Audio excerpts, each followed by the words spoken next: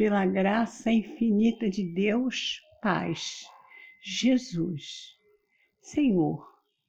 Mais uma vez estamos aqui, reunidos na casa de conselheiro, buscando o teu amor, a tua paz, a tua luz, a tua bondade, a tua misericórdia, Pai amoroso, Jesus querido e conselheiro amigo, para que a nossa reunião da noite de hoje seja feita pelo nosso irmão Leonardo, e ele sempre bem inspirado pelos seus benfeitores, pelos mentores amigos que são próximos a ele. E que a tua luz, Senhor, possa sempre iluminar essa casa divina, que é a casa de conselheiro. Abençoa a todos os médiuns, abençoa a todos os irmãos que no momento estão fora da casa, mas que o coração está sempre lá dentro da casa de conselheiro, com este ambiente de paz, de tranquilidade, de luz e de amor no coração de cada um. E nós desejamos ao nosso irmãozinho Leonardo muita força, muita saúde, muita luz, muita boa expressão no seu estudo, no estudo que ele irá proferir na noite de hoje. Que não tenhamos dúvida de que ele tem sempre a palavra positiva com respeito aos estudos. Que a paz de Deus permaneça agora e sempre em seu coração. Que assim seja. Boa noite, meus irmãos caravaneiros. Obrigado, Ivani, pela oração inicial. Sempre com muita vibração e muito sentimento. Hoje nós vamos iniciar o estudo do livro Jesus no Lar, que foi proposto para ser abordado durante todo o mês de dezembro. Esse livro foi escrito por Ney Lúcio. Vamos lembrar que Ney Lúcio, com o nome de Ney Lúcio, já aparecia no livro 50 anos depois, de autoria de Emmanuel, psicografado por Francisco Cândido Xavier. Depois de algumas encarnações, ele vem sobre o nome de professor Arthur Joviano. Arthur Joviano era pai de Rômulo Joviano, que em 1929 veio dirigir a Fazenda Modelo, onde Chico trabalhava. E Chico começou então a frequentar o culto do lar do professor Joviano, né? Mas ele desencarnou em 1934. Em 1935, nesse culto no lar, ele já se comunicava com o Chico, e a partir daí, com o nome de Ney Lúcio, ele psicografa vários livros, alguns dirigidos à infância, entre eles nós ressaltamos Alvorada Cristã, A Vida Fala 1 e 2, e agora nós vamos estudar de Ney Lúcio o livro Jesus no Lar, que é um livro indicado para que nós possamos auxiliar o nosso culto no lar, não é? Antes de nós abordarmos a lição da noite, veja o que Emmanuel fala no prefácio desse livro. Em 1949, ele prefacia então o livro e fala assim: hoje, quase 20 séculos já são decorridos sobre as premissas da Boa Nova. No domicílio de Simão, se transforma no mundo inteiro. Então, na realidade, Jesus está falando para cada um de nós, né? Através daquelas respostas que ele dava na casa de Simão. Jesus continua falando aos companheiros de todas as latitudes, que a voz incisiva e doce possa cravar no livro de nossa alma a lição renovadora que carecemos à frente do porvir, convertendo-nos em semeadores ativos do seu infinito amor, é a felicidade maior a que possamos aspirar.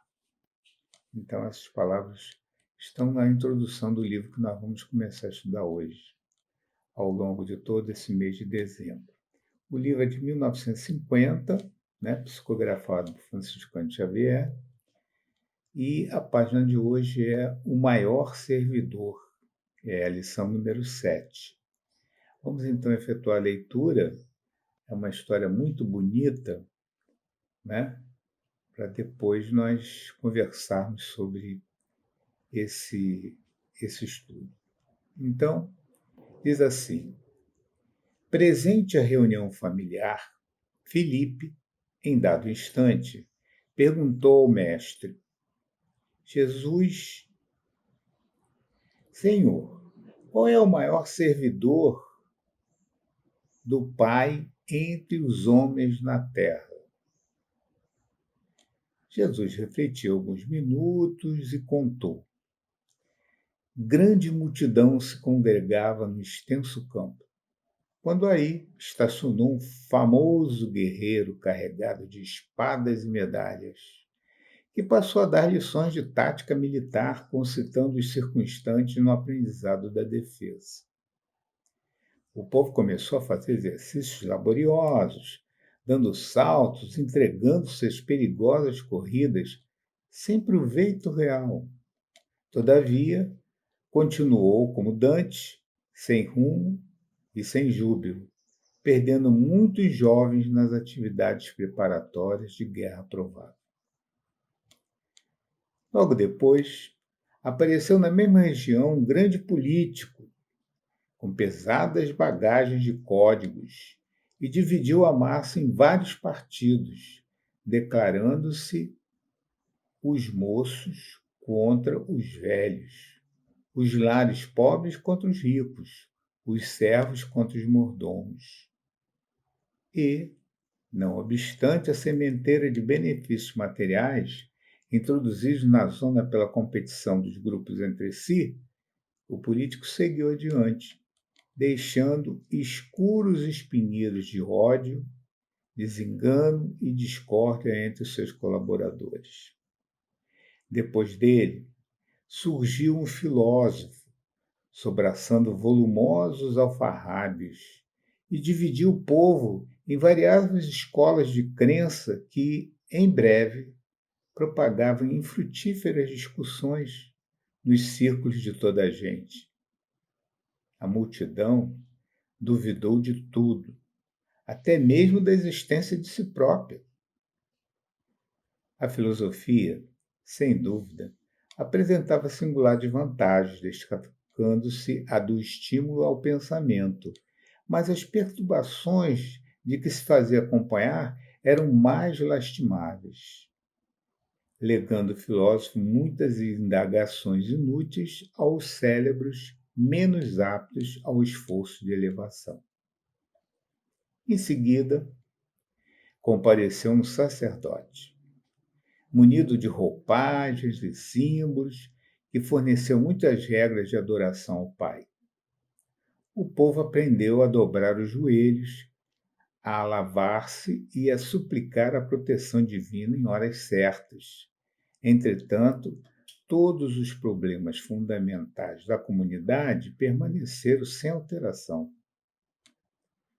No extenso domínio não havia diretrizes ao trabalho, nem ânimo consciente, nem valor, nem alegria. A doença e a morte, a necessidade e a ignorância eram fantasmas de toda a gente. Certo dia, porém, apareceu ali um homem simples. Não trazia armas, nem escrituras, nem discussões e nem imagens, mas pelo sorriso espontâneo revelava um coração cheio de boa vontade, guiando as mãos operosas. Não pregava doutrinas espetacularmente, todavia, nos gestos de bondade pura e constante, rendia culto sincero ao Todo-Poderoso.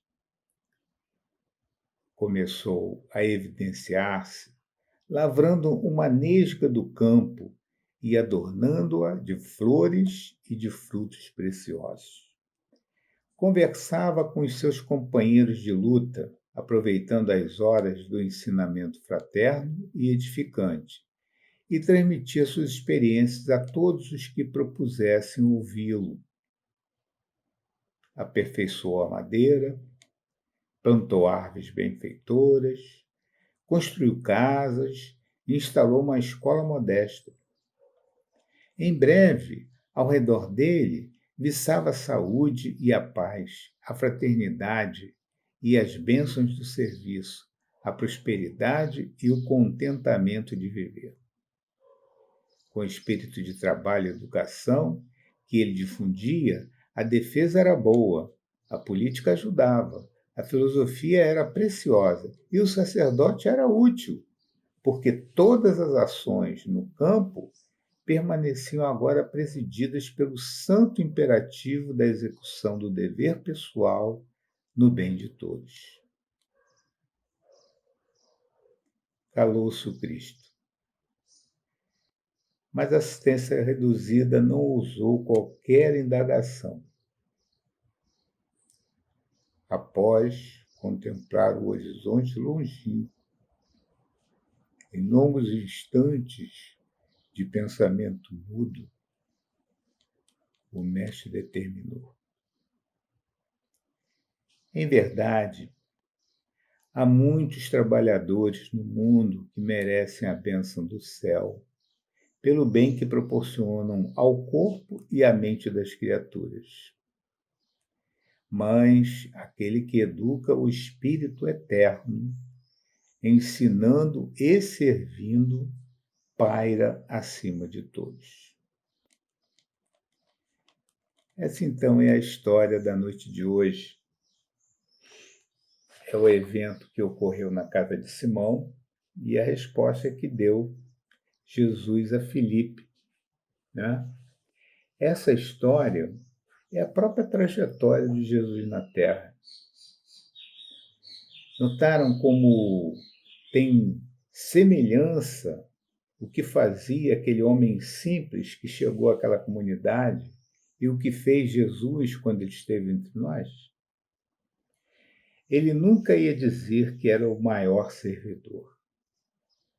Se ele o fizesse, ele não estava errado. Ele é o maior servidor entre nós aqui na Terra. Mas a sua humildade,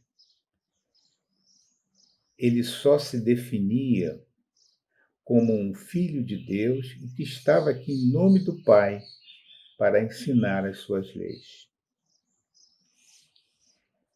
Contando essa história, ele também estaria ensinando para nós como é que nós devemos nos portar ao longo de toda a história da Terra. Isso aconteceu e acontece com o nosso cenário, devido às nossas imperfeições.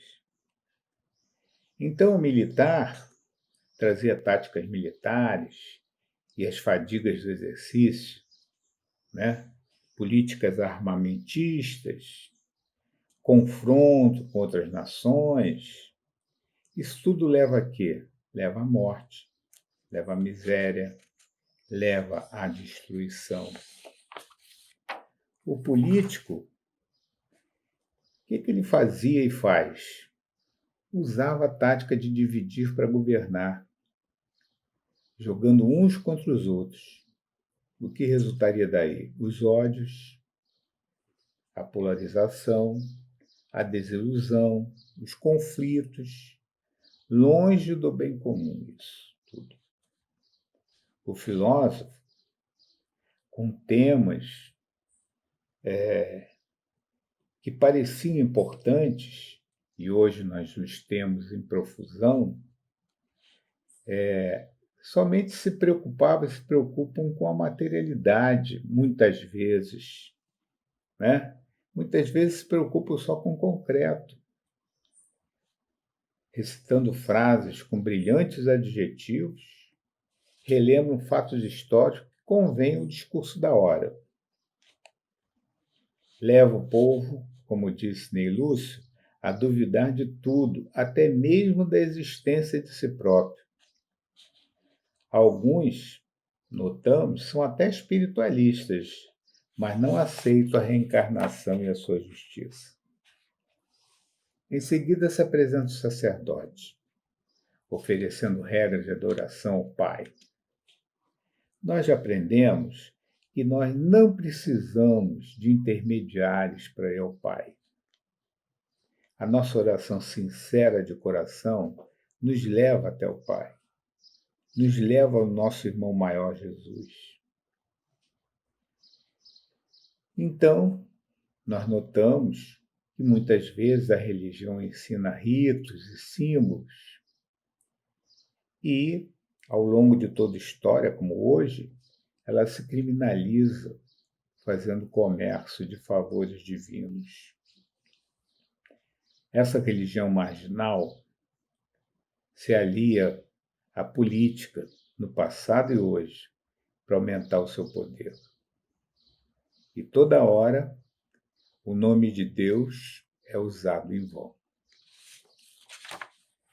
Nesse quadro, naquela comunidade, sumiu a alegria, sumiu a saúde, sumiu a educação, sumiu o trabalho digno, sumiu os valores do bem.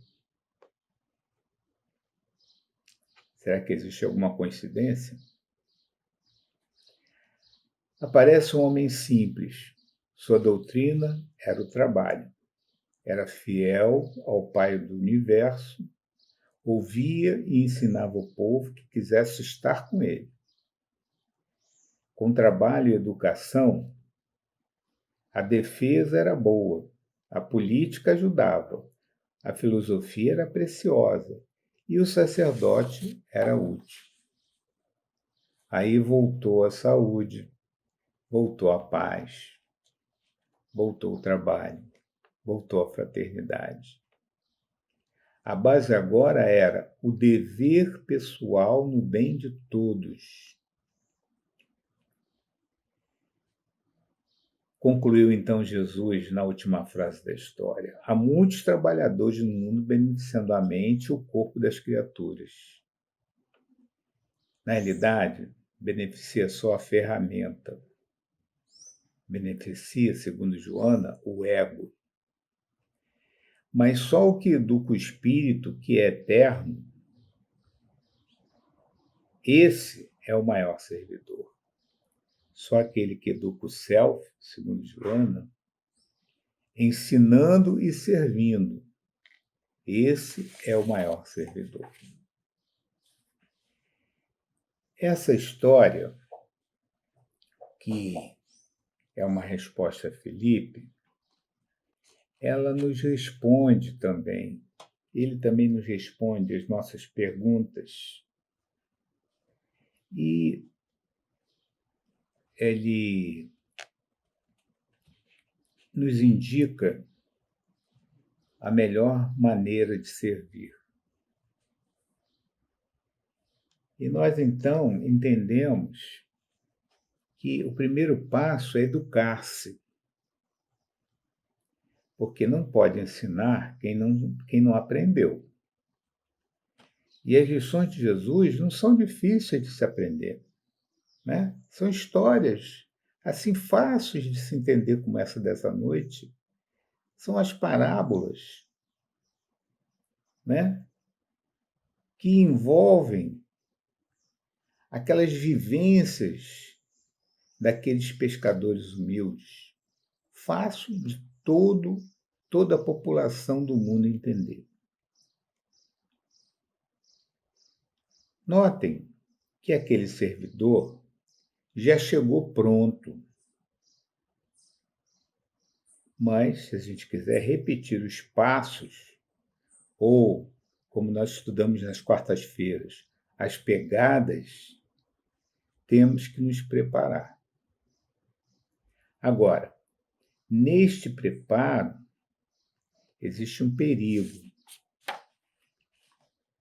O perigo da gente se deslumbrar com os ensinos sem se preocupar de viver os ensinos. O segundo é que tem que ocorrer essa educação ao mesmo tempo que oferecemos o serviço, o trabalho de autotransformação. Aí, esse exercício, ele não é feito só conosco, ele é feito também com o nosso próximo. Então, a gente tem que vencer os nossos próprios obstáculos de orgulho, vaidade, inveja, né? Os nossos obstáculos de prevenção contra os nossos irmãos, de preconceito. Então, vencendo esses obstáculos, nós passamos a viver a solidariedade, a fraternidade, a benevolência, a indulgência, né? Porque ninguém pode progredir isoladamente. Se alguém tem dúvida disso, Livro dos Espíritos, questão 779, Lei do Progresso. Veja como é que Deus estabeleceu o progresso. Uns ajudando os outros, uns sendo ajudados e ajudando outros. Assim como a espiritualidade nos ajuda, nós temos o dever também de distribuir e de semear o que nós aprendemos. Muito bem. Não foi só essa oportunidade que Jesus chamava a atenção dos seus discípulos para com a posição e a vivência de humildade que eles deveriam ter. Joana de Ângeles, no livro Jesus e o Evangelho, ela conta que alguns discípulos que saíram para uma outra cidade para anunciar a vinda do Mestre estavam voltando e nesse caminho de volta estavam discutindo entre eles quem seria o discípulo amado pelo Mestre, o discípulo mais considerado, né? Quem seria o maior entre eles? Esse era o termo que Joana usa. Então, eles chegaram e Jesus fez a seguinte pergunta a eles: que vinheis discutindo pelo caminho? Eles ficaram assim, como se fossem crianças surpreendidas, né?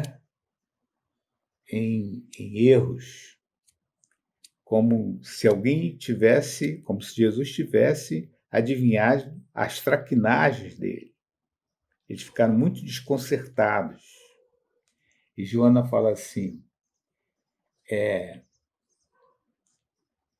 esse foi um dos magnificentes momentos do Evangelho, o encontro do ego doentio com o self libertador. Essa é a definição de Joana deu para esse evento. E vejam, depois de perguntar e depois desse constrangimento, Jesus lança o ensino. Então,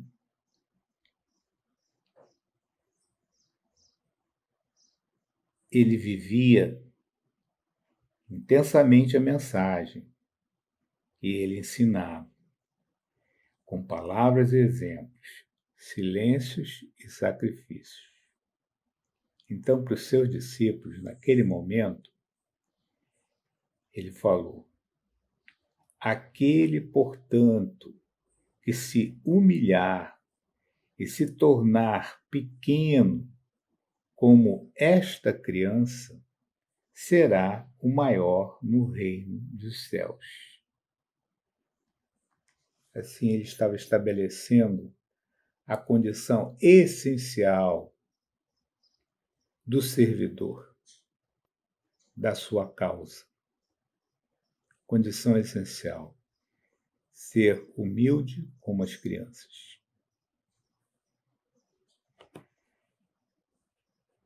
Muito bem, vamos caminhando para os instantes finais da nossa participação nessa noite, nessa conversa sobre essas gotas de luminosidade que Jesus nos trouxe. E vamos convocar Casimiro Cume no livro Coletânea do Além, de 1945, na reflexão chamada Súplica de Natal.